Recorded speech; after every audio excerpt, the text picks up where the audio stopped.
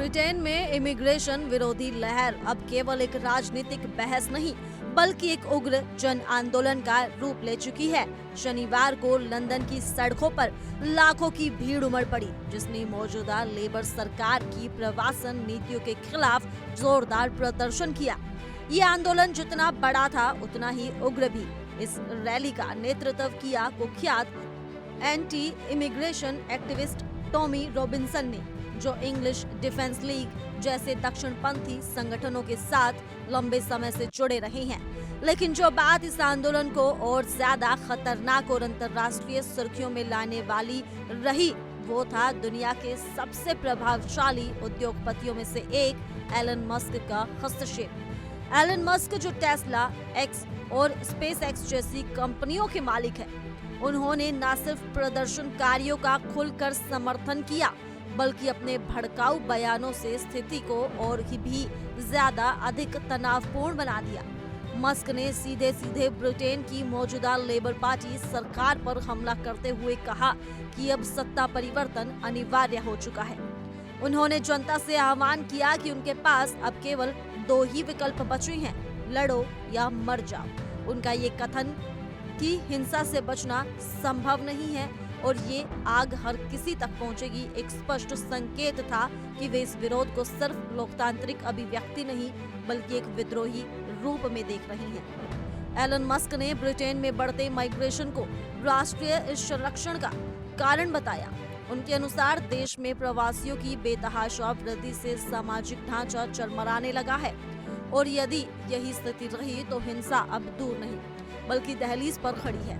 उन्होंने चेतावनी दी कि चाहे कोई इसे माने या ना माने, ये टकराव होकर रहेगा।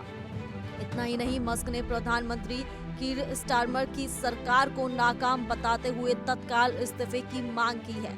उन्होंने कहा कि ब्रिटिश जनता के पास 4 साल इंतजार करने का वक्त नहीं है, संसद को भंग कर चुनाव तुरंत कराए जाएं। एलन मस्क ने अपने भाषण में अमेरिकी दक्षिणपंथी कार्यकर्ता चार्ली किर्क का भी उल्लेख किया, जिनकी हाल ही में संदिग्ध हालात में जान चली गई। मस्क ने इसे हमारे दोस्त की हत्या बताते हुए दावा किया कि वामपंथी ताकतें इसका जश्न मना रही हैं और ये दर्शाता है कि समाज कितनी तेजी से वैचारिक विभाजन की खाई में गिरता जा रहा है।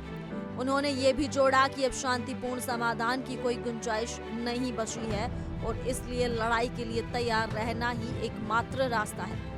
रैली को आयोजकों ने भले ही अभिव्यक्ति की स्वतंत्रता की रक्षा के नाम पर आयोजित बताया, लेकिन जमीनी हकीकत यही रही कि ये पूरा आयोजन इमिग्रेशन विरोध पर केंद्रित था।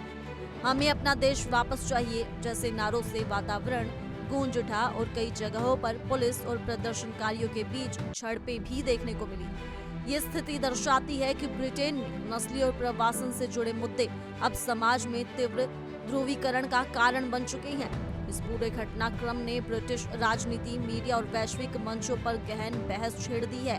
क्या एलन मस्क जैसे प्रभावशाली और पूंजीवादी व्यक्तित्व को इस तरह खुलेआम विद्रोह और हिंसा का समर्थन करना चाहिए? क्या प्रवासन के मुद्दे पर इतनी आक्रामक राजनीति समाज को विभाजित करने की ओर नहीं ले जा रही है? और सबसे बड़ा सवाल, क्या ब्रिटेन जैसी पुरानी लोकतांत्रिक व्यवस्था इन उग्र विचारों और आंदोलन को संभाल पाने में सक्षम है?